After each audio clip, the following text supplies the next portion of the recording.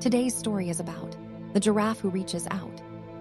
In the warm, golden heart of the savannah, where acacia trees stretched proudly into the sky, lived a young giraffe named Gigi. Gigi was taller than most giraffes her age. Her caramel-colored fur was covered in neat, honey-shaped spots, and she had the brightest, kindest eyes in the herd. Gigi loved exploring, especially places where the wind whispered secrets and the grass shimmered like green silk. But more than exploring, Gigi loved watching others. She noticed everything: who seemed happy, who looked lonely, and who might need a little help. One sunny morning, Gigi stretched her long neck and sighed happily. "Today feels like an adventure day," she said, swinging her slender tail. As she walked toward the watering hole, she spotted Milo the meerkat, packing back and forth, looking worried. His tiny paws were pressed to his cheeks. "Milo, are you all right?" Gigi asked gently, bending down so she was closer to him. "Oh, Gigi," Milo squeaked. "My baby sister, Mimi, she lost her favorite pebble. You know, the shiny blue one. She won't stop crying. It means everything to her." Gigi blinked thoughtfully. "Where did she last have it?" "In the tall grass near the termite mound," Milo said. "But it's too big and too scary for us to search. We're so small, everything looks like a jungle." Gigi looked at the grassy field and smiled. "Don't worry, Milo. I can help. Tall grass is less scary when you're tall like me." Milo's face lit up. "Really? You'd do that?" "Of course," Gigi said. "Let's go." Together, they hurried to the tall grass, Milo trotting beside Gigi's long legs. Gigi lowered her neck and gently swept aside the grass with her nose. Within moments, she spotted something sparkling beneath a wildflower. "Is this it?" she asked. Milo gasped. Yes, that's Mimi's pebble." Gigi carefully nudged it toward Milo, who hugged it tightly. "Thank you, Gigi. You saved the whole day." Gigi felt warm inside. "I'm glad I could help." She waved goodbye and continued her walk, feeling lighter than the breeze. But she didn't get far before she heard loud fluttering and frustrated chirps. High in an acacia tree sat Fiona the flamingo, staring at a nest that sat just out of reach. "Fiona," Gigi called, "what's wrong?" Fiona flapped her wings dramatically.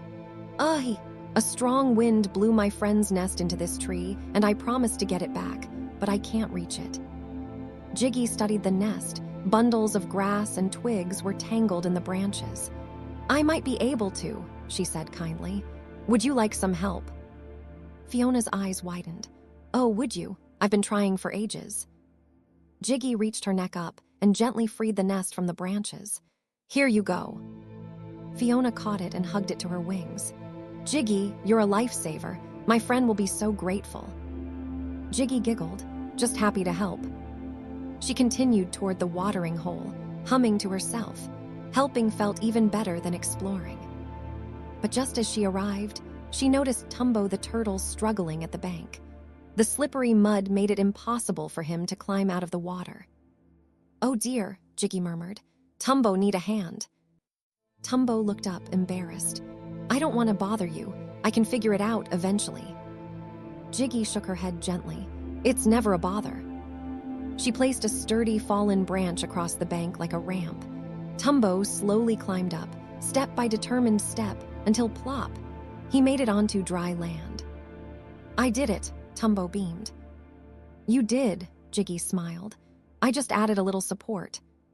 Tumbo gave her a grateful nod. "Thank you, Gigi. You've helped so many of us today." Gigi blinked. "Have I?" She hadn't really thought about it. She was just doing what felt right. Just then, a loud rumbling echoed across the savannah. Storm clouds rolled in, growing darker and heavier by the second. The wind howled, shaking tree branches.